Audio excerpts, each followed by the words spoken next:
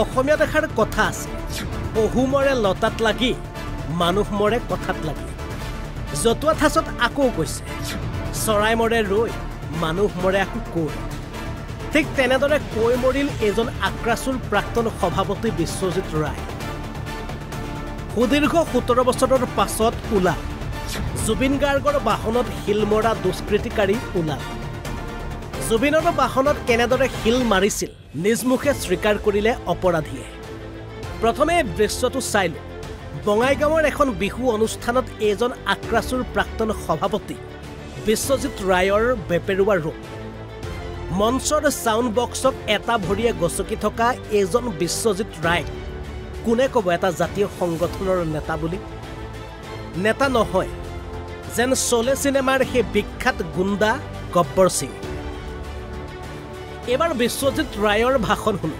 বিশ্বজিৎ ৰায় অভয়পুৰীত গান গাবলৈ আহি জুবিন গাৰ্গক নমাই দিয়া মানুহটো বিশ্বজিৎ ৰায় বঙাইগাঁৱৰ ভাকাৰী বিতাত গান গাবলৈ শিল দিলা মানুহটো বিশ্বজিৎ ৰায় গান গাবলৈ শিল দিলা মানুহটো বিশ্বজিৎ ৰায় গান গাবলৈ শিল দিলা মানুহটো বিশ্বজিৎ ৰায় শুনিলে আকৌ এবাৰ শুনক বিশ্বজিৎ ৰায় অভয়পুৰীত গান গাবলৈ আহি জুবিন গাৰ্গক নমাই দিয়া মানুহটো বিশ্বজিৎ ৰায় বঙাইগাঁৱৰ ভাকাৰী বিতাত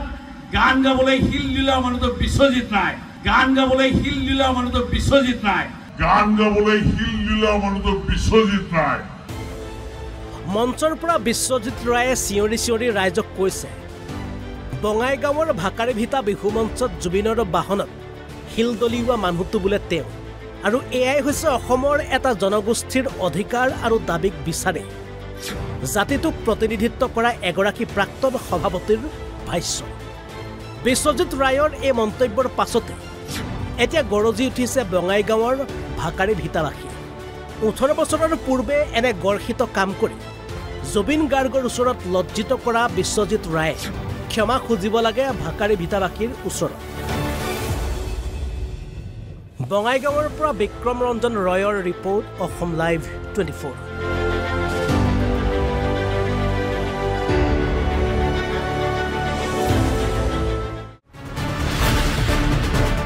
অসমীয়া দেখাৰ কথা আছে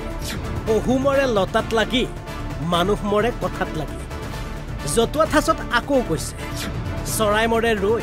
মানুহ মৰে আকৌ কৈ ঠিক তেনেদৰে কৈ মৰিল এজন আক্ৰাসুৰ প্ৰাক্তন সভাপতি বিশ্বজিৎ ৰায় সুদীৰ্ঘ 17 বছৰৰ পাছত ওলা জুবিন গাৰ্গৰ বাহনত শিলমৰা দুষ্কৃতিকাৰী ওলা জুবিনৰ বাহনত কেনেদৰে শিল মাৰিছিল নিজমুখে স্বীকাৰ কৰিলে অপৰাধীয়ে প্ৰথমে দৃশ্যটো চাইলো বঙাইগাঁৱৰ এখন বিহু অনুষ্ঠানত এজন আক্ৰাসুৰ প্ৰাক্তন সভাপতি বিশ্বজিৎ ৰায়ৰ বেপেৰুৱা ৰূপ মঞ্চৰ সাউণ্ড বক্সক এটা ভৰিয়ে গছকি থকা এজন বিশ্বজিৎ ৰায় কোনে ক'ব এটা জাতীয় সংগঠনৰ নেতা বুলি নেতা নহয় যেন চলে চিনেমাৰ সেই বিখ্যাত গুণ্ডা গব্বৰ সিং এবাৰ বিশ্বজিৎ ৰায়ৰ ভাষণ শুনো বিশ্বজিৎ ৰায় অভয়পুৰীত গান গাবলৈ আহি জুবিন গাৰ্গক নমাই দিয়া মানুহটো বিশ্বজিৎ ৰায় বঙাইগাঁৱৰ ভাকাৰী বিতাত গান গাবলৈ শিল দিলা মানুহটো বিশ্বজিৎ ৰায় গান গাবলৈ শিল দিলা মানুহটো বিশ্বজিৎ ৰায় গান গাবলৈ শিল দিলা মানুহটো বিশ্বজিৎ ৰায় শুনিলে আকৌ এবাৰ শুনক বিশ্বজিৎ ৰায় অভয়পুৰীত গান গাবলৈ আহি জুবিন গাৰ্গক নমাই দিয়া মানুহটো বিশ্বজিৎ ৰায় বঙাইগাঁৱৰ ভাকাৰী বিতাত গান গাবলৈ শিল দিলা মানুহটো বিশ্বজিৎ ৰায় গান গাবলৈ শিল দিলা মানুহটো বিশ্বজিৎ ৰায় গান গাবলৈ শিল দিলা মানুহটো বিশ্বজিৎ ৰায় মঞ্চৰ পৰা বিশ্বজিৎ ৰায়ে চিঞৰি চিঞৰি ৰাইজক কৈছে বঙাইগাঁৱৰ ভাকাৰী ভিতা বিহু মঞ্চত জুবিনৰ বাহনত শিল দলিওৱা মানুহটো বোলে তেওঁ আৰু এয়াই হৈছে অসমৰ এটা জনগোষ্ঠীৰ অধিকাৰ আৰু দাবীক বিচাৰে জাতিটোক প্ৰতিনিধিত্ব কৰা এগৰাকী প্ৰাক্তন সভাপতিৰ ভাষ্য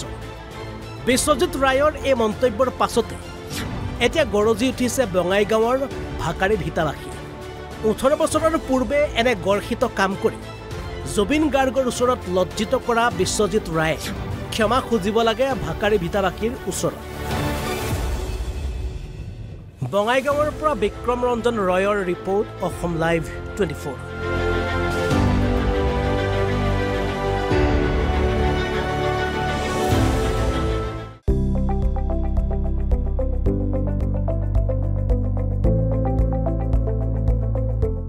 বি নিউজ, সহজ সৰল ভাষাত নৱভাৰতৰ কথা।